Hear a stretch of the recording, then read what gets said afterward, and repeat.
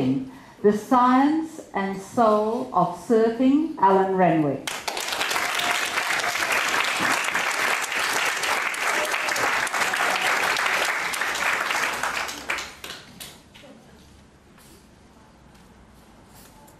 Only a surfer knows the feeling.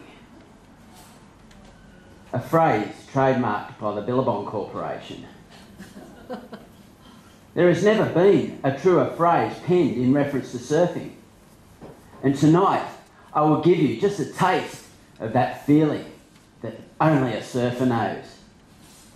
There is, in my opinion, nothing else on this planet that can give the human being such a raw connection to nature's creativity. This is the draw card.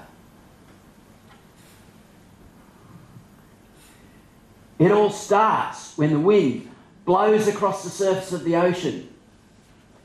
Three factors combine to determine the character of the wave from the start: the strength, the consistency, and the distance that the wind blows.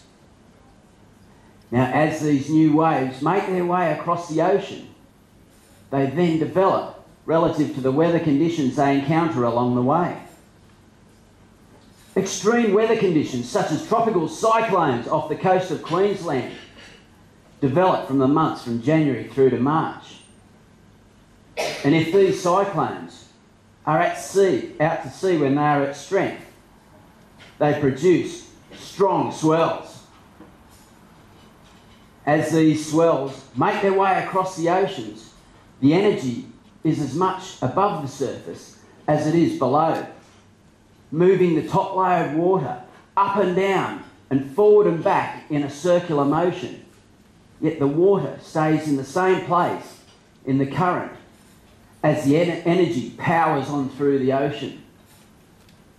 This is where the next layer of nature's creativity comes into the mix.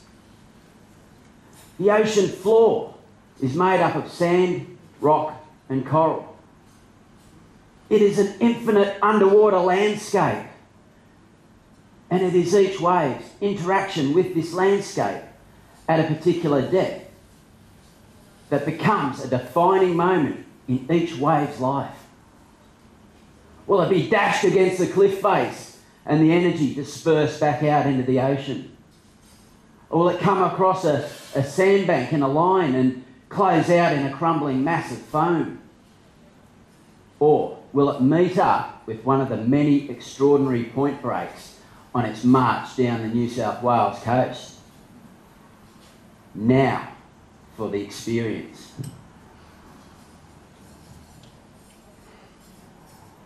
The sun cracks the horizon as you slowly pull up the zip on your wetsuit. You take one last look at the shadowy lines peeling off the headland along the line of the rocks. You push your way out into the ocean's conveyor belt. The rip takes you out to where you want to be, away from the chaos of terra firma and regular life.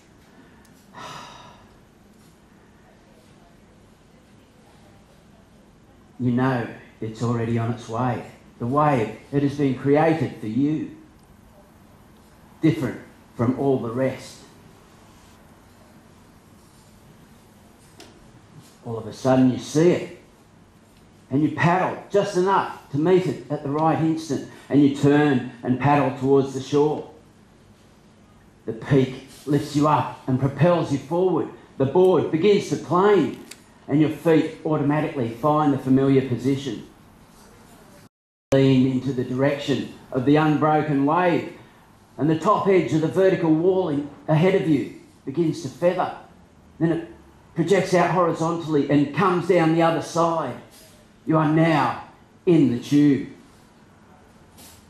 You've lost sight of the beach, and you are struck by the contrast of the thunderous roar, yet the serenity, weightlessness, timelessness. 1 second feels like 30. 3 seconds feels like an hour. 5 seconds, that's remembered in vivid detail for the rest of your life.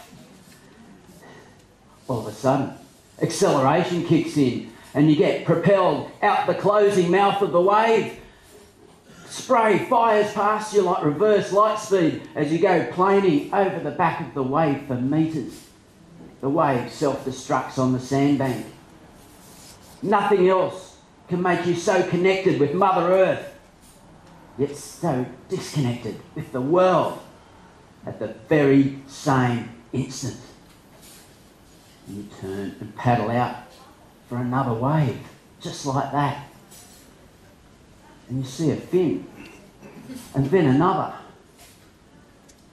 The dolphins, the true surfers of the ocean, swim up alongside you and compliment you on that last wave, even though you are merely human. Ladies and gentlemen, Madam Toastmaster, tonight you have experienced